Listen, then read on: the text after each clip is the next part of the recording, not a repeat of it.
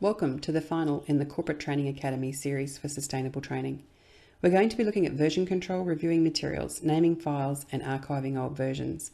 I know this isn't a sexy topic, but it will really impact your day if you don't get these things right, especially if you're team teaching or you want to repurpose your materials well.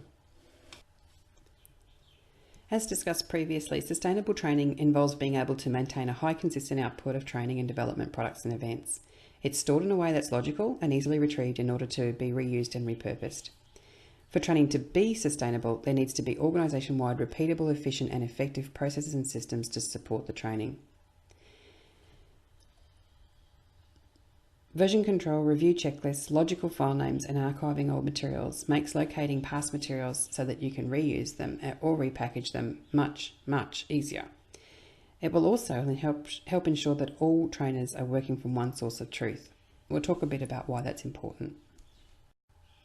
So version control and file names, why should you care? Oh my goodness.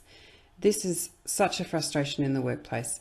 If you aren't doing it well, you will find it to be an incredible time waster. Let's say that you've been scheduled to teach an annual performance review session for frontline supervisors. You know it's done every year, you just haven't done it previously. So you go looking for the materials. You look in a folder and you find something that says something like annual performance reviews or some version of that. So it looks promising. Inside there are several different files and many of them have the words final version in their names. And don't laugh, I know you've seen it. And that's my head exploding because I can't draw on a computer, but you get the general idea. The outcome is always wasted time and extreme frustration. So version control becomes an issue in several places in L&D teams. Creating materials, locating files to reuse and repackage to do minor tweaks, or as a result of regular reviews if your materials are ongoing. So if you have a product that you teach every month of each year. So you're creating materials. Let's hope that you're doing some collaboration in the early days to make sure that your content's really on topic, immediately useful and relevant. You start that first draft. That's great if you've got sole control over that, but quite often you'll have a number of creators. So you might have different people writing different modules. If that's the case, do make sure that you get together and look for consistency in messaging, tone, and avoid all duplication. So how are you going to manage the version control at that level? Once you get your first draft sorted, you send it back out for feedback and you run a pilot, and there's going to be more changes. So how do you manage that feedback comments? Do you have one source of truth on a server where reactors can make changes using comments or track changes? There are version control software available, but you need to have the budget for that. So version control is actually an issue at each of these blue bubble points in the slide. However you manage the process, be really clear about how you will maintain one true version of your materials. So you've gone live, but materials can still be changed on the run, so to speak, with a few little tweaks. Let's say you're doing the first session, you decide it's a bit clumsy or clunky in one part and you quickly remodel the electronic version. You also fix a couple of spelling mistakes, that's no problem, as long as there's just one source of truth. In other words, you've altered the only version of that file. However, if you're working off a copy of a master file and you're team teaching with others, they each have their own version and the changes need to be shared. It saves time and embarrassment because minor errors really do look unprofessional. Make the changes. Save the file with a V2 at the end of the file and replace the master copy. Pop it into archive, or better still, delete. Make sure that other trainers know what you've done and have the copies changed as well. So how do you store the various versions of the products that you've created in your team? Here's one example that I've seen work quite well. You can have a big folder that has the outcome or the business need that you're wanting to address. For example, outcome or subject might be something like safety orientation, payroll introduction, complaint management, interviewing complaints, whatever. Inside that, you'll have a master copy folder, which is where you keep the final and live versions of all of the pieces of training that are about that issue. So you might have one version of that that's designed to be a 15-minute information session, whereas you might have another one that's a 2-hour activity-based session. You might have some toolkit items that go in there as well, or some job aids. But they are the final master version of all of those things that address that outcome. So put the most recent in the masters and archive all old versions. So save the changes that you're working to into a work in progress folder to keep the materials that are being changed until such time as the changes are approved to go live. It's important, if you're continuing to deliver a product while reviewing and changing the products at the same time, that you keep your working folder separate from your master so that you don't have different stages appearing for learners. So make sure everyone who uses the file's on the same page. One source of truth.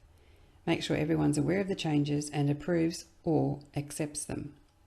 It's not unusual to find a trainer using their own version of a session. This can cause a great deal of confusion where there's assessment attached to the session. And it also messes with your evaluations because it makes the analysis a bit compromised. I'm not saying that you should stick to a script when training. In fact, I don't agree with that at all.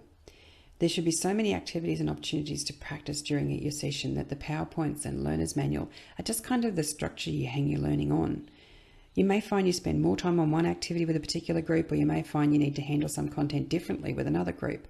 And that's part of your expertise as a facilitator.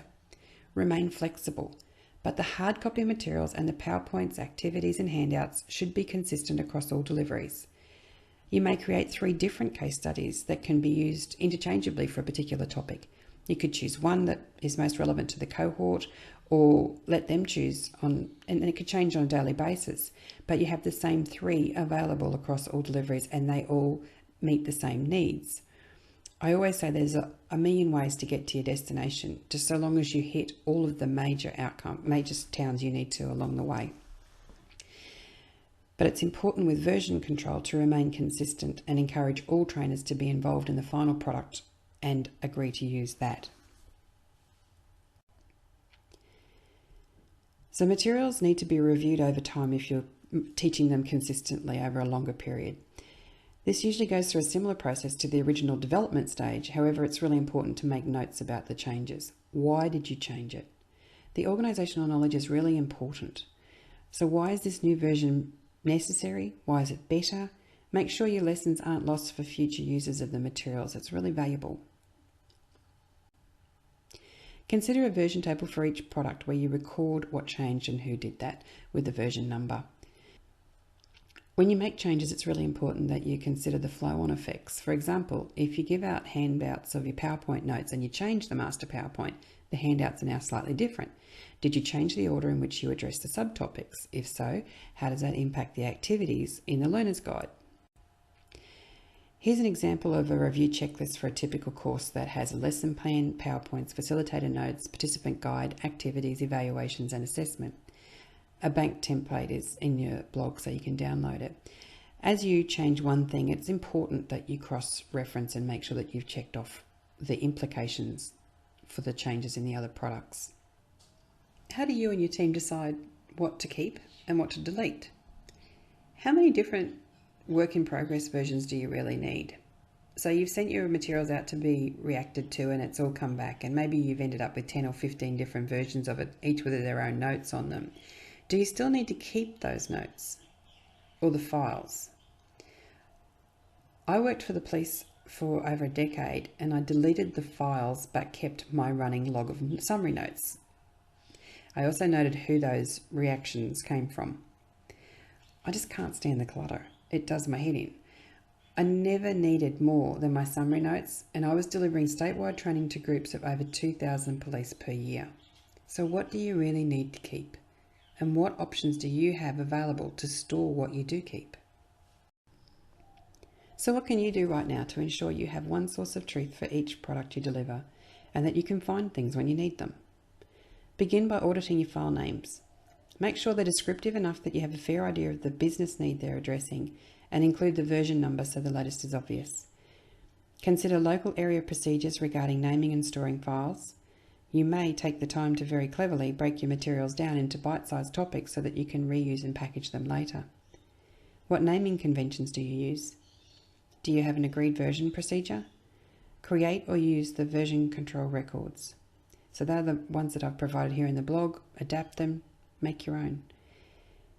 Now, you may not be in a position to create policy or procedure for your whole organisation, and you may not even really feel that you can do it at a local level yet. But think about what you can do now. How can you tidy up your little part of the world?